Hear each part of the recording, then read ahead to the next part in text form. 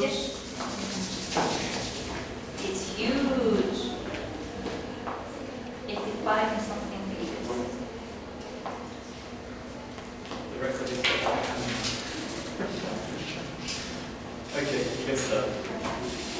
So, good afternoon, professors. As you may be aware of, this research presentation is divided into two parts. And the first topic to touch is the object of study. I'm going to talk about how I identify this object of study. Okay, so during my first practicum, I had different situations in which I was in complete control of that. What do I mean by this? I was free to do worksheets, I was free to do flashcards. There wasn't a curriculum that was guiding me, and that was because of the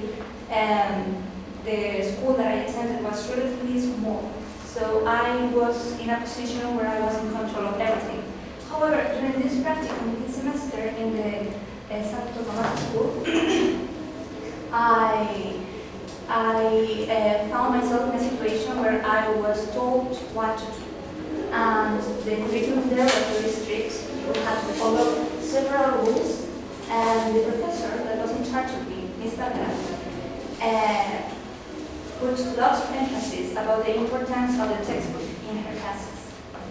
So what I could recognize in the fact that her classes were so guided in comparison to my last practicum, where the classes were more free for me to do, relies on the fact that they were using an English textbook.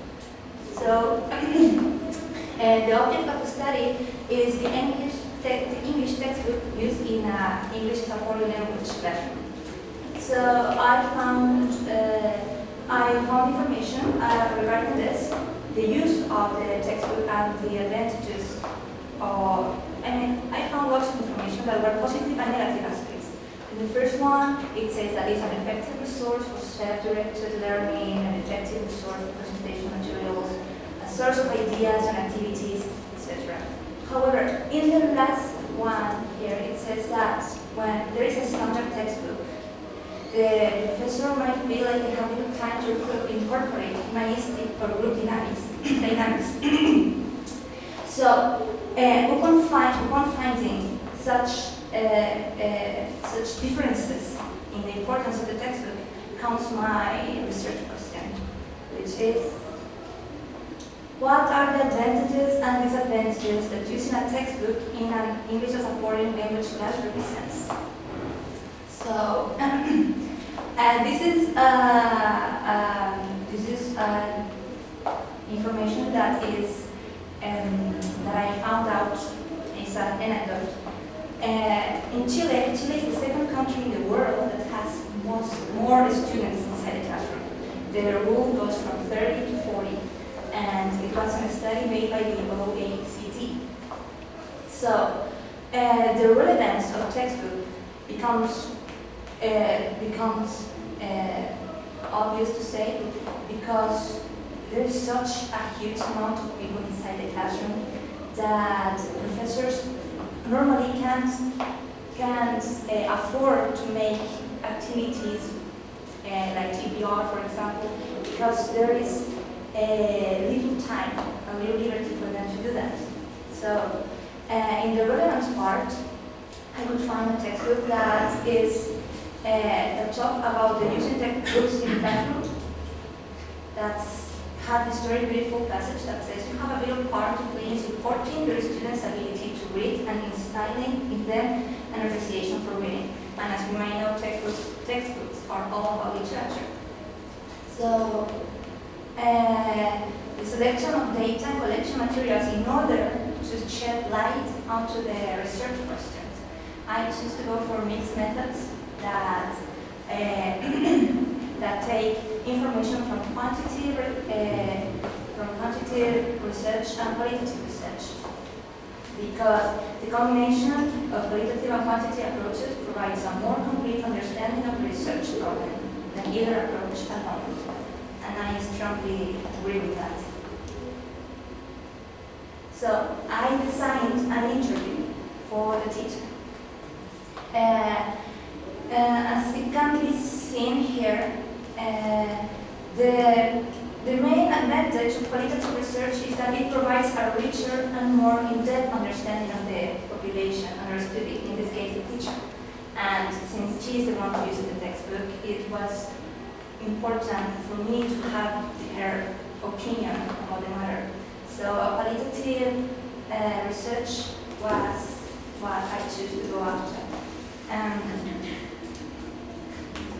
In the quantitative research was a survey for the students. For example, the studies measuring satisfaction of the population with the government. This talks about the questionnaire for service research, and it says that since the questions are about a certain topic, they should be related to this topic. That's why the question I asked the students were directed to information that I wanted to get out of them, that was their level of their feelings towards the textbook, how it was used, and how they feel about the content. So the assessment of trustworthiness, and for this part, I had 3 experts that analyzed my questions, and they gave me the following qualifications. So I had to change this one, and the other ones remained. And these were the questions for the children. I have changed this one because I didn't have time, because the classroom there is so strict that you can't spend time with children and you can't do anything with them. So you have to be as precise as possible and do these kinds of things, of surveys, when they are about to go to the break, because they don't give the time to do this. I'm going to keep advancing. Okay, so application of data collection materials. This was the interview that I had with the teacher, where I recorded the responses. She talked for about 2 minutes, and she answered me whether or not she considered that the textbook has good vocabulary for the English level of her students, how useful she considered the textbook to be, which skills were more needed to be worked on the most, and if she felt limited during her classes. And this was the interview, the survey that I gave to the students. As you can see here, it's in Spanish as well, because their level of English wasn't advanced, they couldn't understand only in English. The phases were for them to answer quickly. Giving them and receiving this didn't take more than 3 minutes. And the data analysis. The students' feelings toward the use of the textbook. This was a measurement of frequency reflected in a bar graphic. And as you can see, the majority of children say that they like using textbooks. Some of them feel like they don't always like using it, and the minority, only 2, say that yes, they don't like using them. The student interest toward the textbook. Is the content of the textbook catchy to you? In this part, I'm sorry, I'm going back. I said colorful pictures, entertaining stories, etc. So the students the majority finds that the textbook is entertaining for them for a number of reasons. Regardless of that, they enjoy working with it. And finally, the last one. Is the content of the textbook hard to understand sometimes? And they said that, so the majority said that it was hard to understand sometimes. From time to time, the minority said that yes, it was hard to understand, and a close number said that no, it wasn't difficult to understand. So, in the qualitative analysis, I did a matching matrix with the extracts of the recording with the professor, and this was analysis of data, and I divided it in subcategories to practice, because it was good to practice and grammatical exercise and vocabulary. And the teacher was very, she was, ashamed is not the word, but she didn't want to speak in English. She felt insecure, I think. So she asked me if she could speak in Spanish. So the transcription of the conversation is in Spanish. However, my questions are in English. And the appropriateness of the language, but she said that she considered that the textbook is very good in comparison to other schools. Focus on the textbook activities. She said that it has lots of exercises about writing or reading or listening. However, it doesn't have about speaking. So she remarked how the speaking production lacks. And when I asked her about the use of the language outside the classroom, she said that she has lots of limitations. She can't do other activities because she's regulated by the school. So the conclusions that I could reach with them, the analysis of data, is that students are interested in the book, and it represents a challenge for them that they are willing to take, because it's catchy. It has language that it's beyond the level for them, but represents a challenge, and they are not afraid to take it.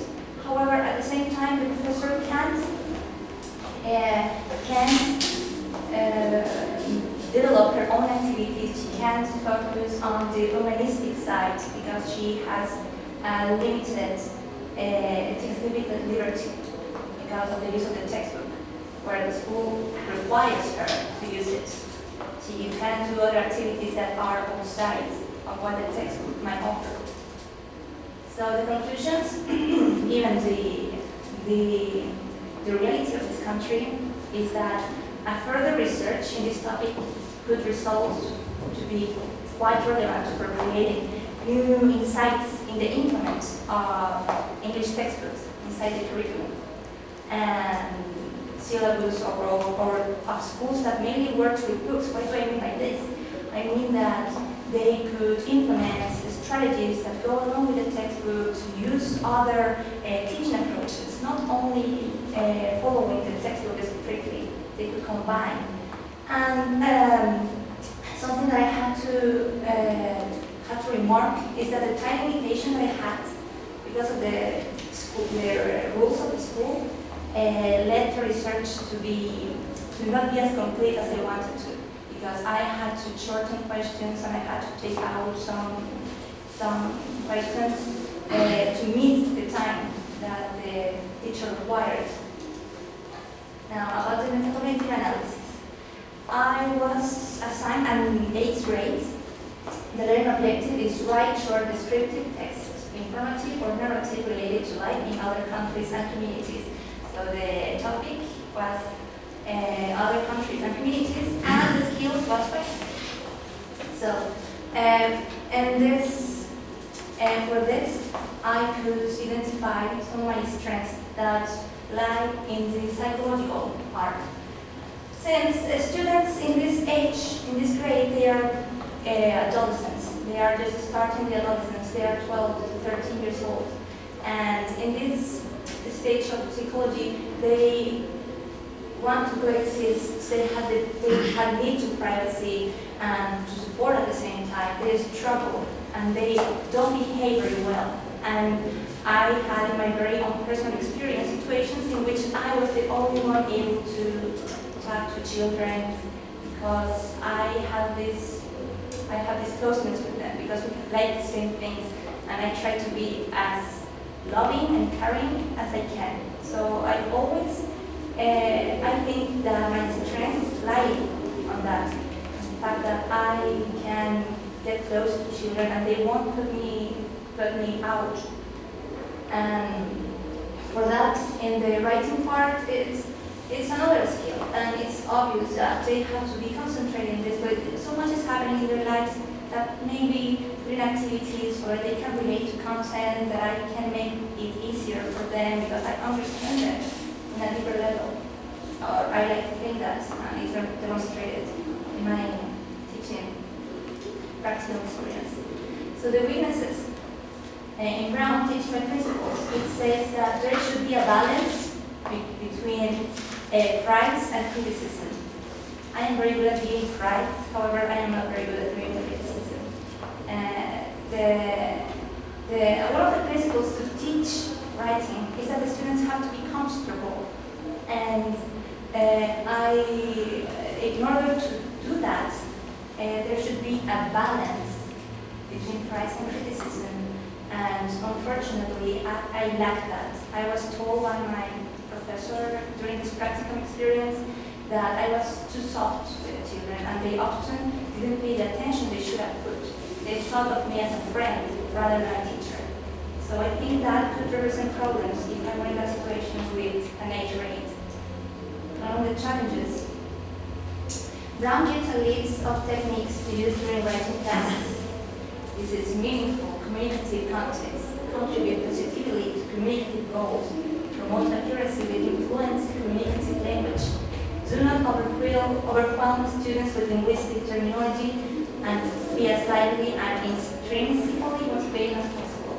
And these are all challenges that I would like to propose myself in order to reach the students and give them as much knowledge as I can in an entertaining way when it comes to writing. And that's it.